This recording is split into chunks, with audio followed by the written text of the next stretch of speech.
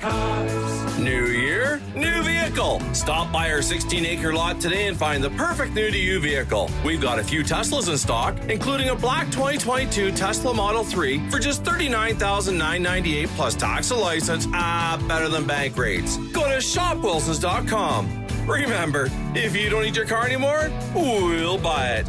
Mark Wilson's Better Used Cars. Simple and easy. Hello there, it's Peter Mansbridge, host of The Bridge, where we reflect on the issues of the day and how they could impact you. Politics, public health, technology, they are just some of the topics you'll hear about. Cut through the clutter and tune into The Bridge, a Sirius XM podcast available everywhere. You're listening to a Frequency Podcast Network production. For a long time, when a couple was staring down the possible end of their marriage, they would both ask the same thing. Should we stay together for the kids? There's no right way to answer that question. It's unique to the situation. But it's also no longer the only tough question being asked before a divorce. A divorce is expensive. It can be expensive even when it's friendly and well received by everyone involved. And one big part of that has always been who gets the house or whose name stays on the lease. Well, in this economy, there might not be a second house or even a second lease, at least not an affordable one. So you can probably guess the other question I mentioned by now. Should we stay together for the home? That's this week on In This Economy. Enjoy. I've asked my husband for a separation, and we plan to be divorced at the 1-year mark. We got this email from Olivia, a listener based in Vancouver, BC. But you're not hearing her voice or her real name. She's discussing her divorce, after all. So to keep Olivia anonymous, Emily, a friend of this show, is reading it for her. It's really hard to date and create a new life when you're still living your old life, but it feels impossible to think about living in separate homes. Olivia and her soon-to-be ex-husband have been together for more than 15 years. They've been married for more than a decade. We have a house with over $700,000 left on the mortgage, and we don't think selling in this market would be a good idea, since it would be more expensive for us to buy separate places. Even if we did, it's very hard to qualify for a mortgage right now. We know we can get more for our house if we sell at a better time. While things have been amicable during the process, reconfiguring their living situation just feels impossible. Renting a second place in our neighborhood would also be expensive. The stuff I've seen is around $2,000 to $4,000 a month, but we need to stay in the area for our daughter's school and activities.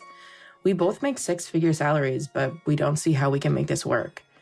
So, Olivia wants to know, what are people doing these days when they want a divorce but feel tied to their home financially?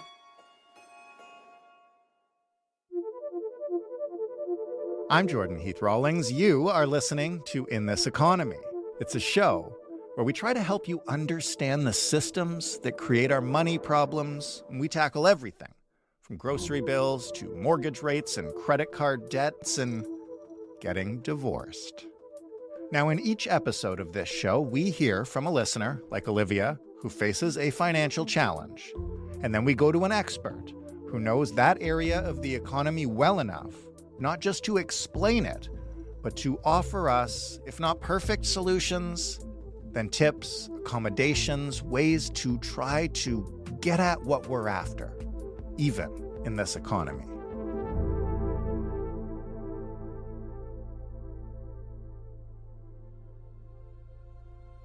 Whether you're left or leaving, or you're both throwing in the towel together, separating from someone who you've spent years entwined with, meshing together friends and family and finances, can be emotionally and mentally distressing. That's especially true if kids are involved And that's before we even talk about money. The cost of a divorce in this country, as you might imagine, can range wildly. If it's all friendly, and there's not much to split, the legal fees for an uncontested divorce can be anywhere from a few $100 to $1,000, depending on where you are. But if things get messy, and there are larger assets to figure out, and of course, if there are kids involved and there is child support and custody battles, you could be paying anywhere from a few $1,000s at the low end to tens of thousands of dollars or more. And that's especially true if you can't work things out in mediation and the whole thing ends up in court. And keep in mind, those are just the legal fees and the negotiating fees that I'm talking about here, alongside the ever-climbing price of Canadian real estate, of buying and renting 2 places instead of 1, basically anywhere in the country. There are exes like this all across Canada in relationships that are no longer working, but with nowhere to go. But as awkward and sometimes heartbreaking as all that can be, Eva Sachs says that finding and affording alternate living arrangements is only one of the many financial challenges people face once they've decided to call it quits. Part of the work that I do, as gently as I can, is provide people with a reality check. Can you really have the same lifestyle that you had before divorcing and after divorce?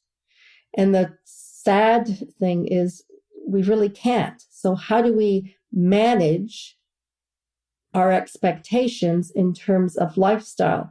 And it's especially difficult for the person, for instance, who doesn't want the divorce in the first place. Eva is the financial expert at The Modern Divorce, which is a Toronto company that offers a streamlined team approach to help couples, hopefully, reach a divorce settlement without going to court. Eva is a certified financial planner, a chartered financial divorce specialist with advanced accreditation, and a certified divorce financial analyst. Eva has heard some things in her time. She deals with the financial issues in separation and divorce, and she's written about the financial burdens and lifestyle shifts that it can bring. Her book is called When Harry Left Sally: Finding Your Way Through Grey Divorce. So I think we have to separate divorce and the process of divorce from separation agreements. A divorce is an over-the-counter process that really allows people to say that they're no longer married. And so that process, it's paperwork, and it's somewhere between $1,000 and $2,000. And you have to be separated for a year in order to get a divorce. And the expensive part, or the cost, is working on a separation agreement, which is the contract that details all the nitty-gritty stuff on parenting, kids, dividing property, issues around spousal support, and all of those kinds of things. So there's lots of costs involved in pulling together that separation agreement.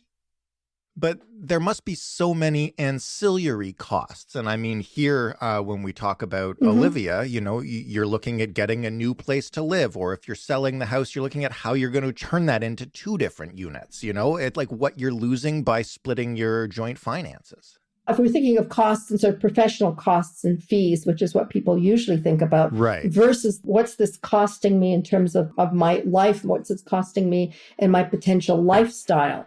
That's something I think people don't maybe analyze or think about as much. They think of it in a general sense. The way Olivia is saying is basically, we know we can't afford to sell this house. We know we won't be able to afford buying 2 homes in our same neighborhood. So how do we deal with those things, and how do we plan for those things? And in today's environment, and certainly in today's housing environment, people are coming to me with exactly those concerns every day.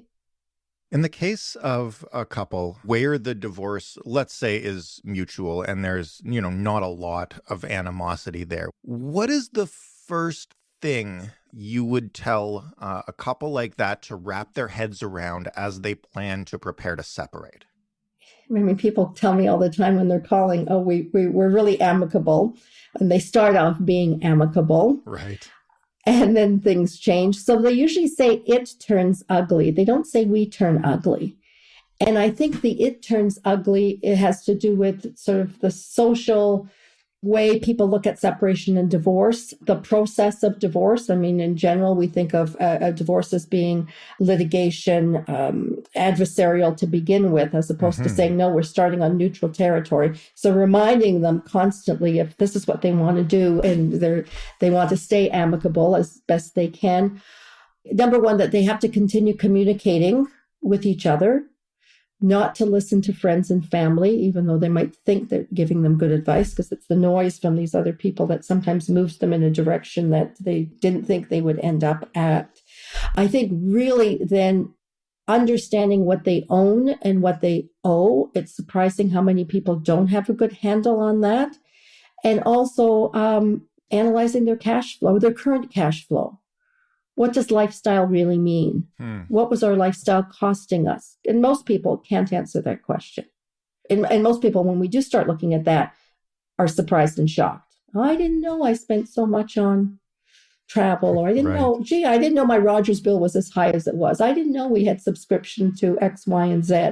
And it's usually small, little things that surprises people. So getting a handle on that. Is it that stuff that can turn it ugly, to use a couple's language, when you didn't realize that your spouse was spending X on travel or subscribed to X the number of services or whatever? That could, I imagine, during that process, come as a financial surprise. Absolutely. I mean, it depends on, couples have different relationships. And one of the first things I ask people is, tell me how you pay your bills. Tell me how money comes in. So both of you are working. Yes. Okay. Where do your paychecks go? Well, my paycheck goes into my bank account. His paycheck goes into his bank account. And then what happens? Well, then we put some money into a joint account. And what gets spent out of that account? Well, mortgage, utilities, taxes, etc. And what happens with the rest of that money? Well, we have some kind of system, and it's over time, if they've been married for any period of time, they somehow have created a system of, they sort of intuitively know what things they are spending on, what things make sense for them, and what they think is reasonable. And I think because they're making assumptions there because they don't know, they're surprised sometimes. And so the person that says, oh, yes, my spouse is a spender, and they find out when we start analyzing things, that they're really not. And people have different sense of, financial priorities. I mean, there's situations where somebody that's been thinking about separation, divorce has already figured out how things are going to work and have said, yes, I figured it all out and you'll be okay, and has presented almost a budget for their spouse to say, if you only spend this, you'll be fine. And it's a sense of their priorities of what's important. I want to get into some of the details of how you and other financial divorce specialists navigate that in a minute. But first, because you mentioned it off the top and because it's part of the core of this program, when couples or anybody find themselves a lot closer to the edge financially than they would like, which is happening with increasing frequency now, how does that impact their ability to navigate a divorce? And how do you try to help them navigate that when, let's say you're, making the mortgage, but it's gone up recently and you find you're spending a whole lot more on groceries and you have expenses with the kids and everything else. And then all of a sudden you're looking at trying to divide those things in two. How is that even possible? Well, good question. How is it possible? So I think that comes back to communications, sitting down, a real reality discussion of saying, okay, where is all of our money going?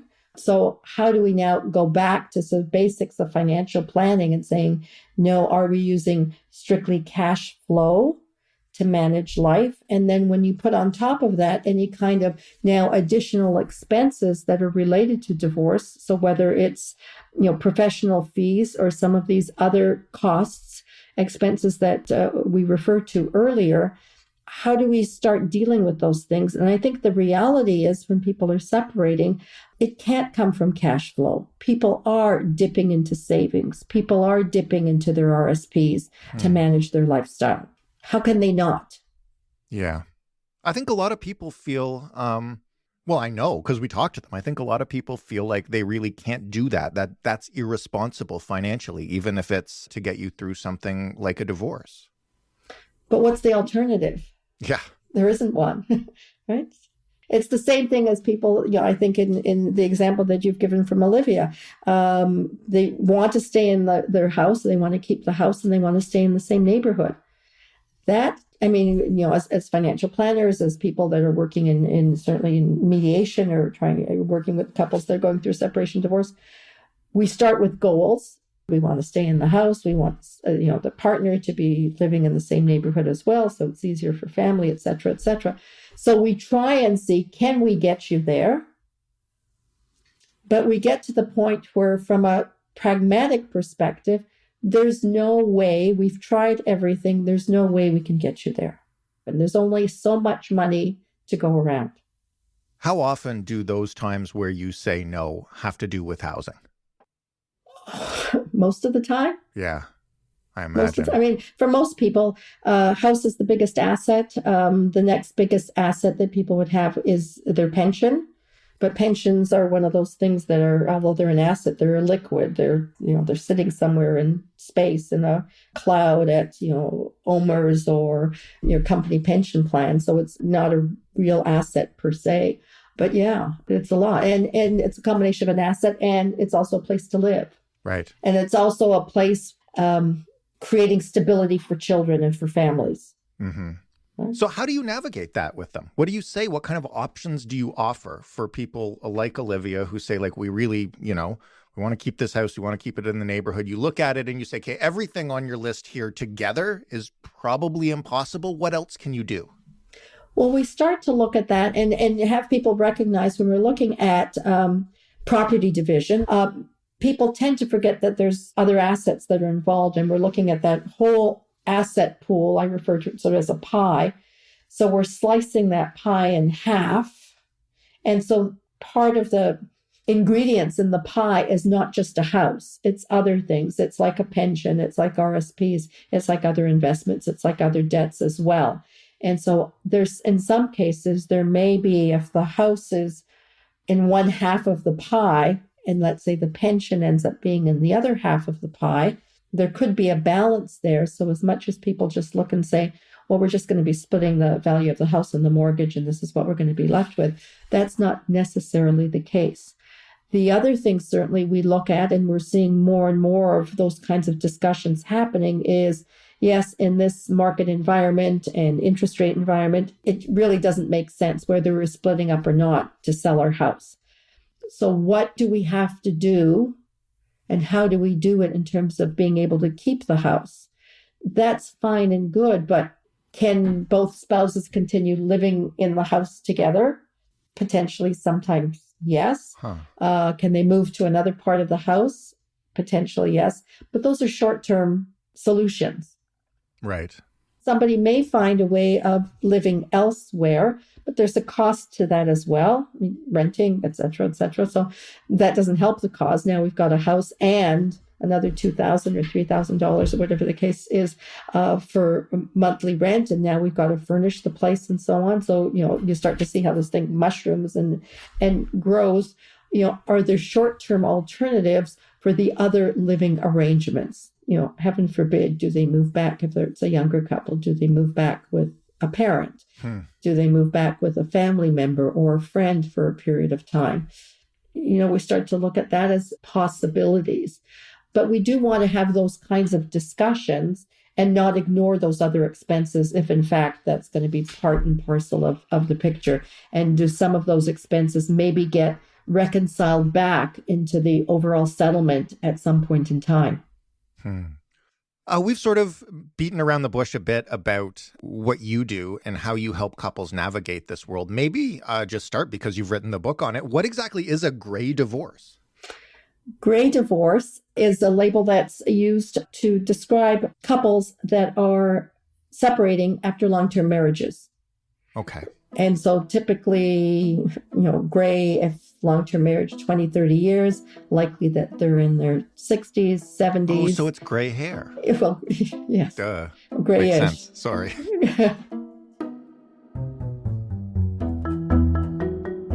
Splitting up at any stage of marriage is probably financially difficult, but You've been married 10, 20 years. I think of myself, I've been married less than 10, and we're already completely entwined financially. I have no idea. As I listen to you say these things, I have no idea how I would ever do it. Hopefully it will never come to that. But it seems so daunting. I can't even imagine after a quarter century of marriage. How tangled up is everything, and what precisely, maybe you could just walk us through it a bit. What precisely is your role in untangling all that? If we're talking about gray divorce, so we always refer to this as, people in that situation really have more financial concerns than they do legal concerns. I mean, their big question is, if we do separate, will I be able to retire when I was planning to? What's going to happen to my pension plan? Will we still be able to hold on to the cottage because that's the family gathering place? They're less concerned maybe about their actual matrimonial home. They maybe were thinking of downsizing anyways. So this, is a different discussion of now downsizing is going to be looking a little bit differently. So we focus on those kinds of things more so than we would with a younger couple. And the other thing is, when people are divorcing at that stage, there's a lot of things that are more finite. We know what retirement is. We know what their assets are. They're not going to be adding a lot more money to their asset base. They pretty much know what their pension payment is going to be if they have a pension plan. So when we start doing forecasting for them, it's much more exact. So we can do much more planning for them than we would for a younger couple, where there's so many variables and unknowns and assumptions that we have to make that may not be as accurate. What advice do you give couples like in that situation, or even like in Olivia's, where they're facing the reality you just described, where your life is not going to be the same? You are not going to be able to afford separate homes. That's got to be fairly devastating for them to hear. What do you tell them to do? In all of those situations, I think it makes sense for them to work with a divorce team of professionals that can give them a lot of good support. So certainly working with somebody that deals, not a therapist, but deals with the communications and the emotional side of separation and divorce. So they may use better language than I might to help them see the true reality picture. And working with, on the legal side of things, help them see, what the law says, although the law is not as clear as people would like it to be in terms of certainly things like support and options that they may have in terms of dividing property, but also letting them know that as they start to develop and see the future and see what those options are, they can start to say, oh, I can see I can't do this, but what if we did something like this? And, the best example I can give you is, I want to keep the house no matter what. No matter what. That's the most important thing to me. And I'll use an example of an older couple. Yes, I'm here and it's a safety place for me and I've got a good support system in the neighborhood. And as they start to look at maybe exploring going out with a real estate agent and maybe looking at other properties, and as they start to explore them, their fear starts to settle down and they start to see they're maybe not as connected to what they wanted originally. So it evolves and it develops over time, and it's amazing to see how that works. And I've seen it over and over and over again.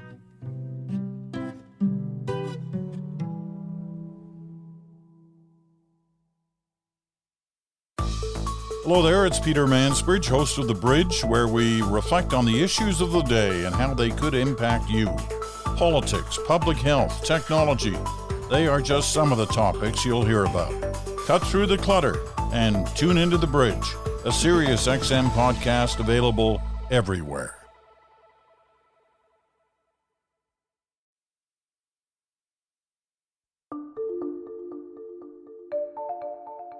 In terms of housing in particular, what can a couple do about the simple loss of, I'm not just talking about the financial assets here, but the loss of shared buying power? Because it's one thing to be able to sell the home and you each take your cut of the equity and you can use that for whatever else, but you can no longer combine your incomes to qualify for a mortgage. So I imagine that must put most people, like Olivia and her partner, out of the running in this economy for buying a new home. Like, how do you navigate that? challenging, of course, but people don't recognize, number one, that certainly if they have a family and if they have kids, and so if there's some child support being paid and possibly some spousal support being paid as well, that those payments, and depending on the financial institution, I have to couch what I say, but some financial institutions will take that income into account as well for qualifying for a mortgage. So they may say their own income is X, they wouldn't qualify, but now their income is going to be X plus some child support, plus some spousal support. That moves them into a slightly different category, which may allow them to qualify. Have you ever had couples who start this process, go down this road, take a look at the financial implications and especially the housing implications and say, actually, maybe we'll try therapy? To be perfectly honest, because I saw that in one of your questions, I've had that happen once. One time, and maybe I've been doing this work exclusively for the last 16, 17 years. Did it stick? I didn't hear back from them, so I'm assuming that it did. In most instances, it just delays things. It delays things. They'll say, okay, we won't do anything. Certainly, COVID stopped people in their tracks to a degree.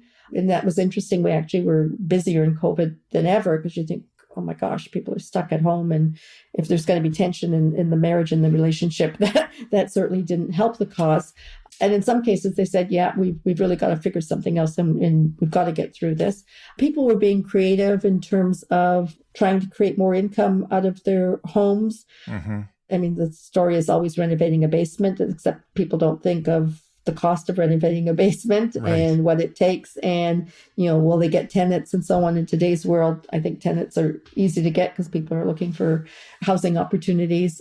Renting places for, portions of their house for Airbnb has been huge, I'd say, over the last couple of years. And people are prepared to do that. So that situation would be somebody keeps the house, you either renovate or you already have a space that you can use as an Airbnb and whatever, and that income then helps the other person rent or hopefully buy something nearby. Exactly. So it takes some time to build that up. Right. But people were doing that. Absolutely. Do you ever talk to people who feel, that they're certain they want out of this marriage, but they are trapped because of housing circumstances in this market? Yes, and they find it scary. And, how do you deal with that piece? So that's where you need good emotional support, the kinds of partners that we have in, whether it's collaborative or mediation, or the kinds of partners that we have in our modern divorce group, where they're more skilled at having those conversations and how to deal with the emotional side of things, to be able to say, can you not have the emotion affect you to a degree where you can just say, I can't live this way anymore. It's I can't function because of the emotional stress of things. Or can they, say, all right, I can tolerate this for 6 months or a period of time. Can we create some kind of interim plans to get people through this sort of interim period? Because it's like limbo land. I really want to be separated, but I'm not separated yet, but we can't do it. And so you're stuck. And it's not we're stuck or we're unstuck. Is there a middle ground that maybe we can work with? That's what I was going to ask you next, actually. Is there a space in the agreements that you work on to say, we're both going to live in this house for a year, and during that time, all of X money will be going towards creating a down payment for the other partner? Yeah, absolutely. So a lot of those interim agreements are important. I think even in a final agreement, we see things like, we're agreeing to keep the house. One of us is going to be living in that house, but there has to be some formula in the agreement to say how ongoing expenses are going to be paid, right? Because then there'll be some kind of reconciliation. And there's usually something in the agreement, and the house will be sold no later than, 3 years, 5 years, no later than the kids finish grade school, something like that. But what happens if we've got a major expense in the house? How are we going to pay for that? We pay, right? And again, does it come from cash flow or not at the time? And so you can put all that kind of detail into an agreement or into an interim agreement. So those are discussions that we have and get people to really start thinking through. Because again, when you're separating, it's hard to even think about tomorrow.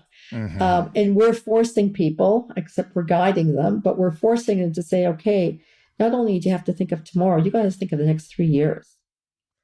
Give us a sense, because I imagine people in Olivia's situation and others right now are wondering, to go the extra step with a divorce financial specialist as opposed to just, already going to a divorce lawyer or a mediator. How much can that typically add to the process in terms of cost? And is it even necessary if you already know you're going to split your assets, or at least I guess you think you do? Number one, it's not really an additional cost, I'm going to say. Okay. How so? Okay. Mediators, and I'm going to say lawyers to a degree. So the sort of this typical way people would approach that is you go in and see a mediator and have a discussion. Yes, we're going to work with you. And the starting point for the discussions is financial disclosure. And they give people online forms that they need to fill out. The forms are awful. Most people get very frustrated with them. They don't know how to complete them. They don't know how to get this information on board, and they get flustered and so on. So they'll go back to mediator or lawyer, or mediators or lawyers will say, "Gee, I'm following up. How come you haven't got it done yet?" Blah blah blah blah blah. And then it gets to the point where they say, "All right, now why don't you come in and we'll get somebody in our office to help you?" Right. All of that takes time, and it's an additional expense. If you're working with a lawyer may get their law clerk or somebody in their office to help with that, but they're billing that at their hourly rate. Mm-hmm. And these are people that are not really trained in financial issues. Right. So you've got people like myself, those of us that work in this field, that are trained to do that, so we can do it much more effectively, efficiently, and provide an educational piece as they're filling this information out. Why are they asking me about this? So this is money that you would have perhaps spent with your lawyer or mediator that you're not spending with them and you're spending with us. So it's not added on, it's instead of or in parcel with. And the challenge for people always in any of these processes is, well, gee, now I've got all these professionals working for me. How do I know and recognize that I'm not doubling up on the services and I'm paying, right. I'm paying my mediator to do something and now I'm paying Eva to do something. Aren't you guys both doing the same thing? So it's very important that we are very clear on what our roles are. And you're getting somebody who's much more experienced in pulling all of this stuff together. And I imagine there's a little bit of a therapist that goes along with the territory. Always. And you think about it, especially for the person who maybe hasn't paid attention to family finances. Mm-hmm. I mean, there's still people in this world that I don't know how to access my online banking. Oh, boy. Okay. So you're starting from scratch. Yeah. So how do we do that? I don't know how we'd get taxes done, but I just sign on the tax form and I don't know where it goes. I wouldn't know how to am I supposed to keep copies of that? Oh, so educating them to say there are now, more online accesses to lots of good information that makes all of that a whole lot easier. So can I show you, can I help you figure out all these things? How do I get my house valued? Right. So we have, many, many different ways of making that process less painful with less drama. And then it's done, because one of the biggest delays in separation divorce is completion of financial disclosure. Mm-hmm. In a lot of these processes, because they're not efficient, you're not paying necessarily for what you think you're getting is, gee, I'm paying for all this legal advice. No, you're getting people paying for somebody following up on stuff that if you were organized, you could do. So I talk to people a lot about, if they can be organized themselves, right? Have all of this ready and get, online passwords, insurance information, finding out if their name is on record on things. Right.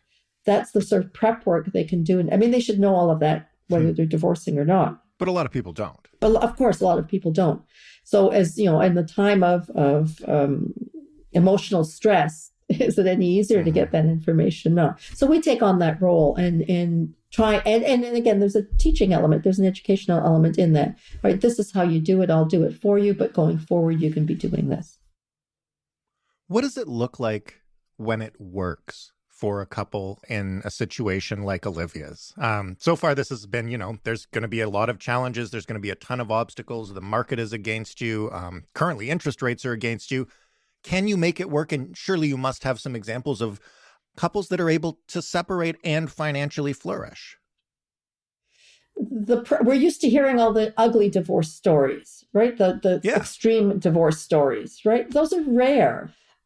Most separations go fairly smoothly, or the end result ends up being fairly smooth. There isn't lots of drama.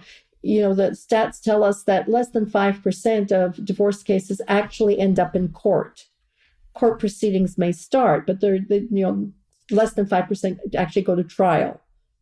Right? There's a lot of discussions back and forth and lawyer negotiations and so on. But the whole excitement in sort of court and people asking all sorts of questions and stuff. So that's rare. And the average family, I'm going to say Olivia is probably as average as we see. We ultimately see good results. In terms of trying to think of an example, we had a situation where a family wanted to keep the house for the sake of the kids. Dad wanted to buy a house.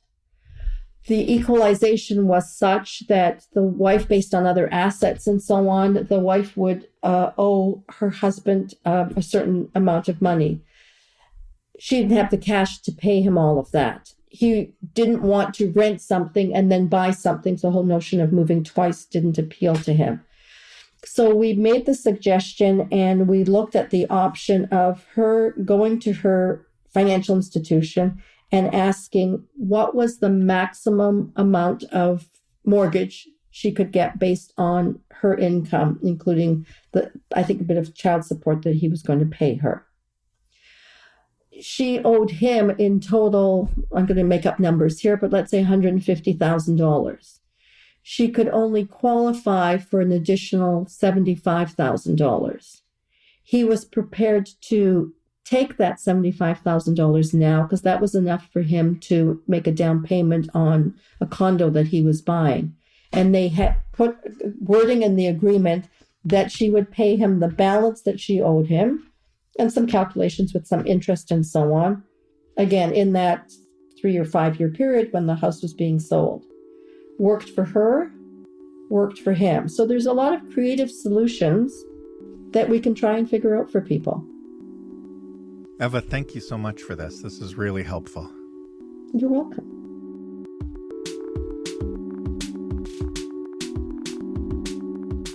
Now, if you're about to embark on this adventure, or if you just want to make sure that you're prepared for the thing none of us ever think will happen, here's what you can do.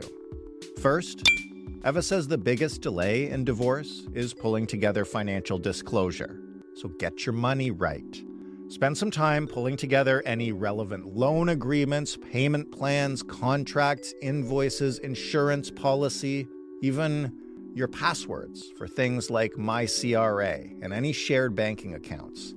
Having all of this in one place will not only give you peace of mind, it will also save you time and money if you do go down this road. If you're having trouble figuring out where everything is, or even what's considered an asset beyond like a house or a pension, you might want to consider reaching out to your accountant if you have one, or maybe you do need a divorce financial expert like Eva. Second, get real about how much your current lifestyle costs you and what you'll be able to afford when it's your income alone. Do you know where your money is currently going? How do you want to use that money during this separation process? And what about after? If you don't have a great sense right now of how you spend, take some time to look over your bank statements, track your purchases for a week to figure out where your money goes, and then set some goals. You won't be able to pick everything, so what is really important for you to have in the new life you plan to build? For Olivia, that's clearly staying in her neighborhood. For you, that could be enough savings to feel secure, or a car to take off and start a new adventure. But whatever you want your life to look like after this big transition, work with a financial expert to determine how you may be able to afford to make it a reality. Lastly, I know that none of us, myself included, want to think about the possibility the person we built a life with may not be in it forever. But having an uncomfortable conversation where you consider that reality together and talk about how you would want to treat and support each other if you ever did decide to separate. Could save both of you some emotional and financial heartbreak. This is all really uncomfortable to talk about, but it's better to have these conversations calmly now than angry later.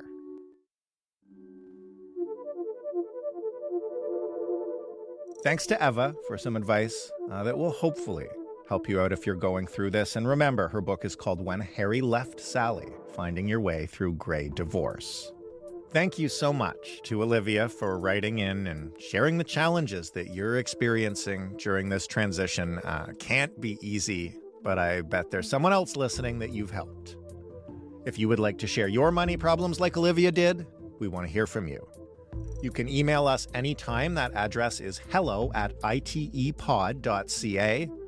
If you'd rather talk it out, you can call us at 416-935-5935 and leave us a voicemail. Remember, though, if you'd like us to get in touch with you, we might not need your real name. We need your real phone number or your real email address. And if you want more of In This Economy, we want to keep making it for you, and we need your support. You don't have to pay us a dime, but you do have to find this show in your favorite podcast player and rate it or review it if it lets you. And if you've got a friend that has a money problem, as everybody does right now, send this show to them. Tell them maybe it can help. If we don't have an episode about something they're struggling with, tell them to call us or email us, and we'll do our best to help them out. If you're a social media person, we are on Instagram and TikTok at In This Economy Pod. I am your host and executive producer, Jordan Heath Rawlings. This episode was written and produced by Ali Graham. Our showrunner is Stephanie Phillips. Our sound design was done by Ryan Clark. Mary Jubrin is our digital editor. Diana Kay is our manager of business development. Together, that makes us the Frequency Podcast Network, and we're a division of Rogers. Thanks once again for listening. We'll see you next week on In This Economy.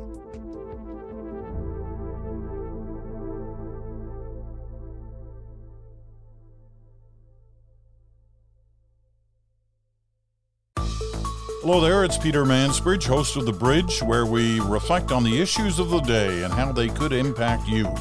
Politics, public health, technology, they are just some of the topics you'll hear about.